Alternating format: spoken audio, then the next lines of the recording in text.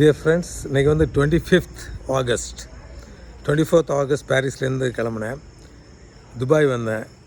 கிளம்புறப்பவே time ஆச்சு அந்த flight. அதனால் அந்த ஃப்ளைட்டு அவங்க கேன்சல் பண்ணிட்டாங்க, என்னால் போக முடியல. அடுத்த ஃப்ளைட் ஃபார்ச்சுனேட்டாக ஒரு 6 மணி நேரத்தில் போட்டு கொடுத்தாங்க. ஒரு 5 மணி நேரம் துபாய் ஏர்போர்ட்டில் இருந்தேன். ரொம்ப நல்லா இருந்துச்சு துபாய் ஏர்போர்ட். சாப்பிட்றதுக்கெல்லாம் மெக்டொனால்ட்ஸில் கொடுத்தாங்க.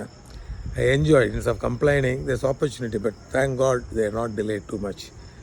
அப்புறம் உடனே ஏறி இந்தியா வந்தேன். வந்தோடனே நம்ம சென்னையில் இறங்கினோன்னே அவ்வளோ சந்தோஷமாக இருக்குது. உடனே ஹெல்ப்புக்கு ஒரு பையன் வந்தார். அவங்களுக்கு ஏதோ ஒன்றும் கொடுக்க வேண்டியதில்லை, பட் ஒரு 100, 200, 300 கொடுத்தா ரொம்ப ஹாப்பியாகிடுறாங்க. எல்லா லக்கேஜ் எடுத்து வச்சு ஹெல்ப் பண்ணி ரொம்ப சந்தோஷமாக இருந்துச்சு. அப்புறம் உடனே இன்றைக்கி வந்து அங்கேருந்து காரைக்குடி புறப்பட்டு வந்தேன். இப்போ காரைக்குடியில் தான் இருந்து பேசுகிறேன். காரைக்குடி புறப்பட்டு வந்தேன். வர வழியில் ஒரு ஹோட்டலில் வந்த வடை காஃபி சாப்பிட்டேன். அப்படியே சொர்க்கத்தில் இருக்க மாதிரி இருக்குது. மனித வளம் எங்கே பார்த்தாலும் ஹெல்ப் பண்ணுறாங்க. நம்ம மக்களை பார்க்குறப்ப அவ்வளோ சந்தோஷமாக இருக்குது. நம்ம நாடு தாங்க. அதுவும் நம்ம சென்னை தான். வெளியே போக போக போக போக இதனுடைய வேல்யூ தெரியுது.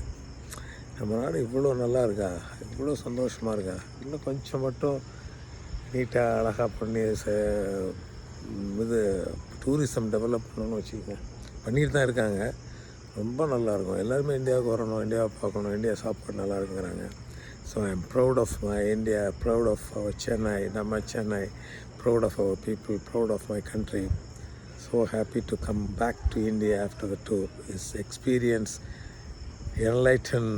It's really given a lot of idea about our own country, about myself. Thank you.